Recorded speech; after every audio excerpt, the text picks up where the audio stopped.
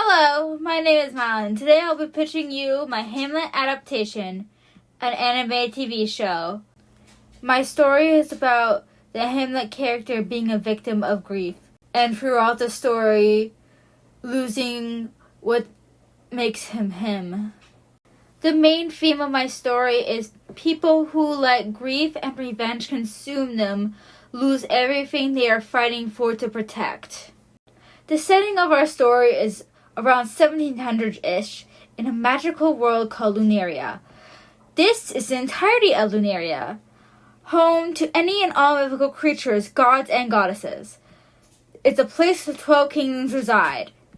But this is where our story begins, in the kingdom of the sea known as Oceania. This is our Hamlet character, who I have named Oceanic. His motives is that he wants to get revenge for his mother's death. Throughout the story, he discovers clues that his mother's death was not from natural causes. That clues suggest that his stepmother, Delphine, is behind it all. His personality is Oceanic is a very irresponsible person. He is the second-born child, so he hasn't had many responsibilities to worry about. The wedding between his father and his stepmother is the first time he really starts to crack.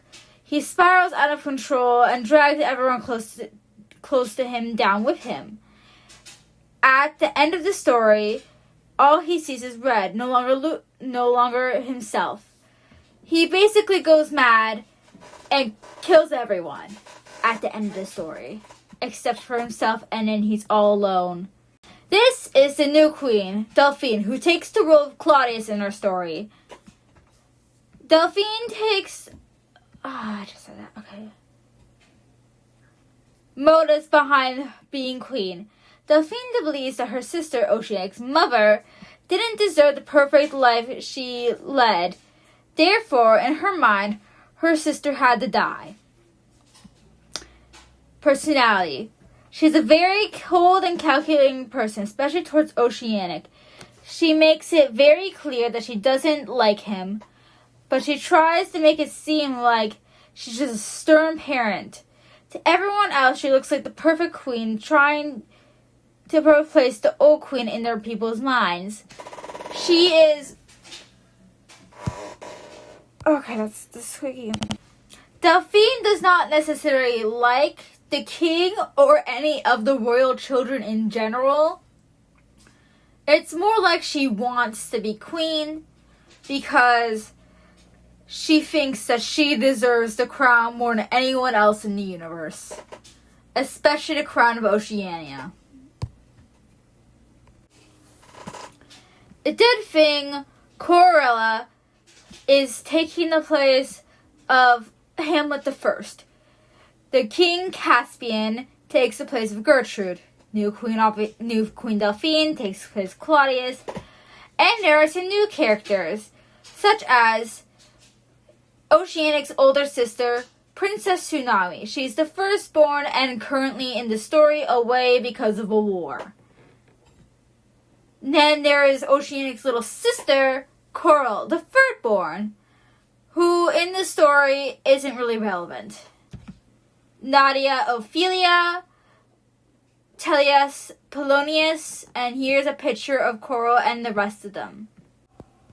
Of course, the story is inspired by Hamlet, considering this is a Hamlet adaptation.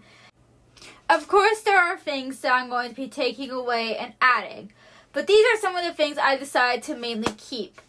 Just some of them are slightly different.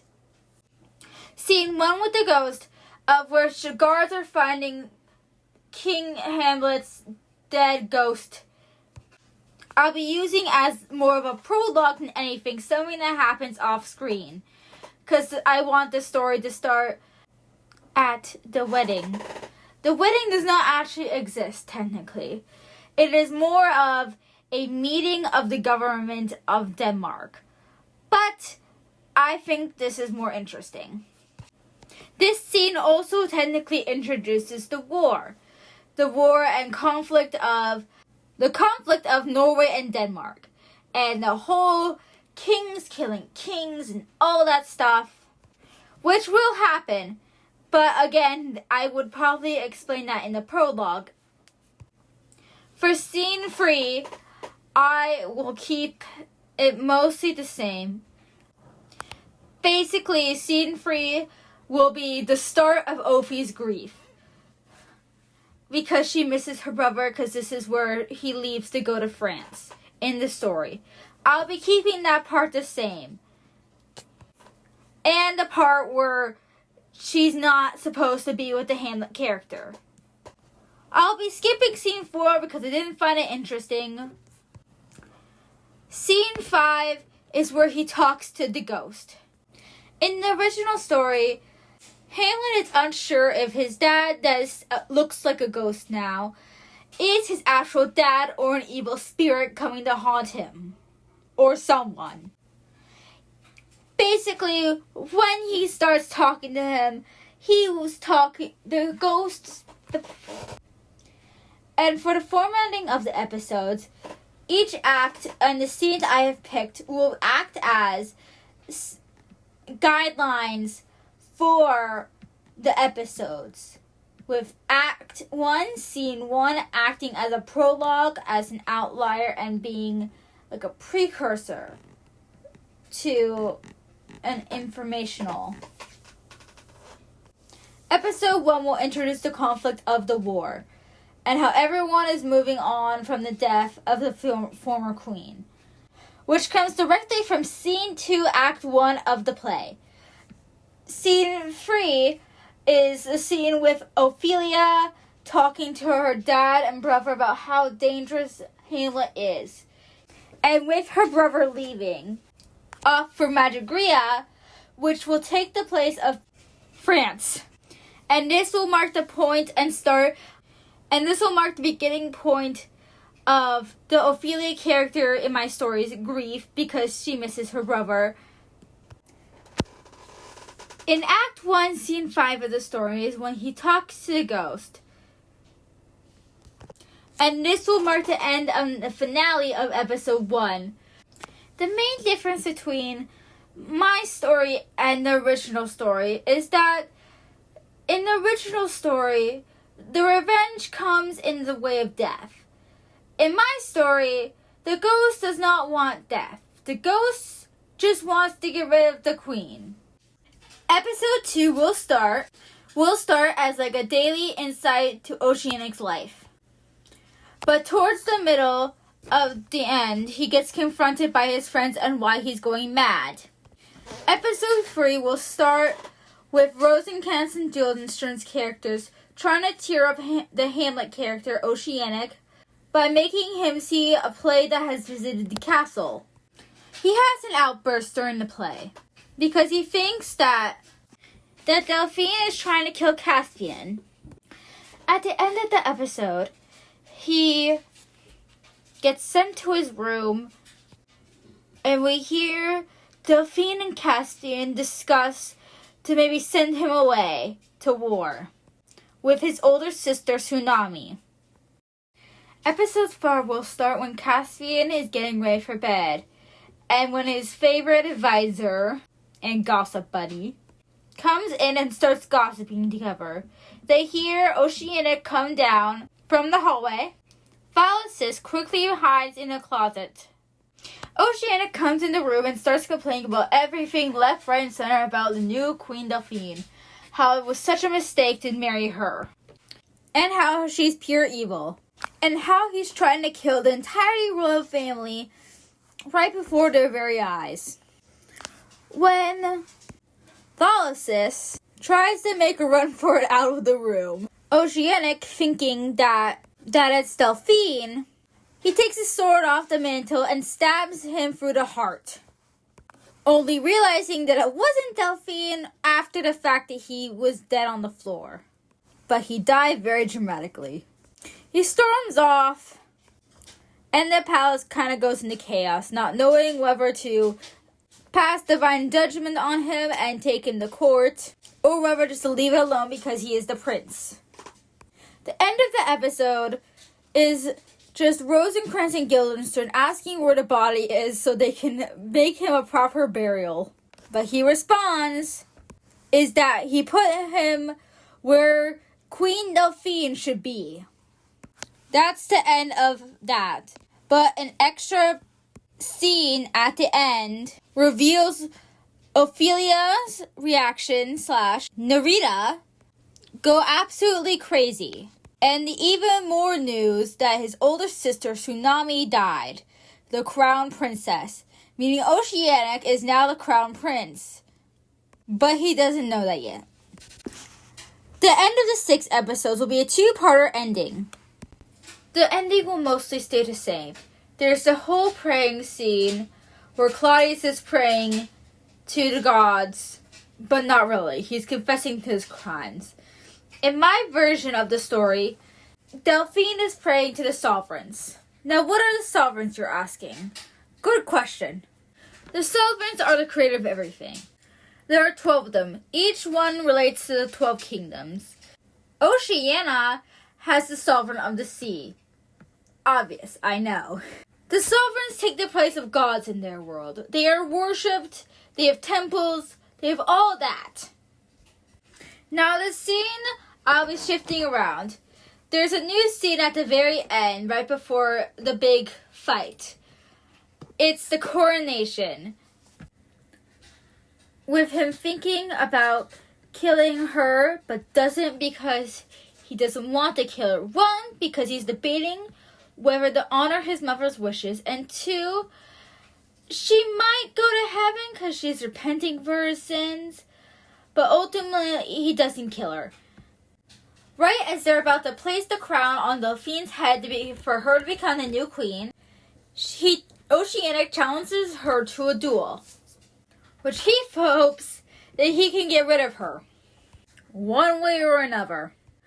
Right before the duel, he finds out his older sister, Tsunami, and Ophi have both died. His older sister dies by the Epherian army. Now let me introduce to you Monarch, who is our foreign boss for this story. You see, the former queen of Oceania killed the former king of Etheria, the nation of the sky, with Monarch being their general.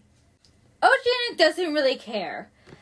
He does care, but he doesn't realize the value of the situation. In his mind, they're just close to death. But he's mostly consumed by rage and grief and, of course, revenge for his mother's death, more than anything else in the world right now. But when he's corrected by the guard / messenger, he goes into what I call in this universe dark mode. A mode when a magical user has lost all of his morals.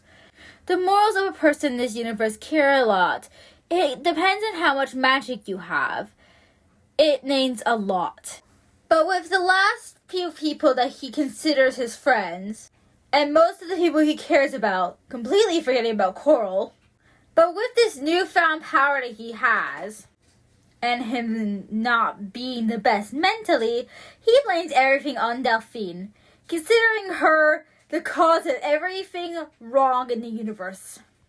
When the arena doors finally open, an epic battle ensues. During the battle, he doesn't really care about anything else. He's more hell-bent on killing Delphine. During the fight, dark aura surrounding Oceanic, still trying to kill the queen, destroying everything around them, but this is what Delphine wants. You see, if Oceanic goes berserk, it shows to the people that the prince isn't fit to rule. So she will continue being queen, which is what she wants.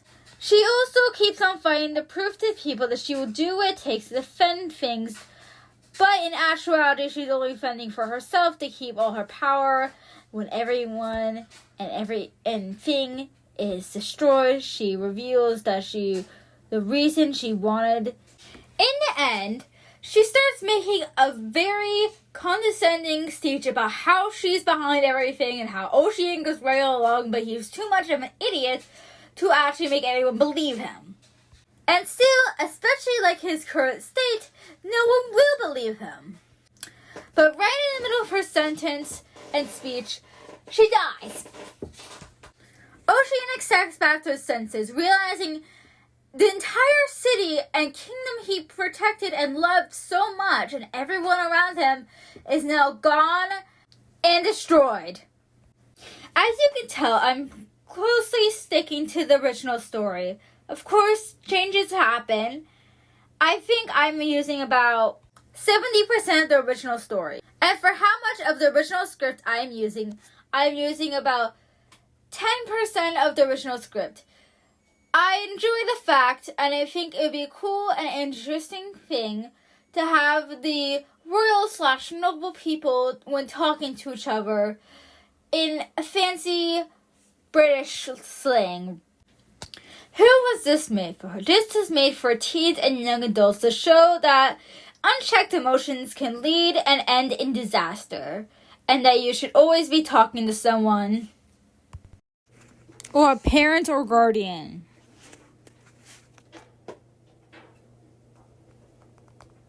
Now, money-wise, my indie animation company, Monarchy Art and Animation, is asking for $2 million to fully produce this show. I hope you've enjoyed me talking about this, and please consider giving me $2 million. It'd be most helpful for this project. Goodbye.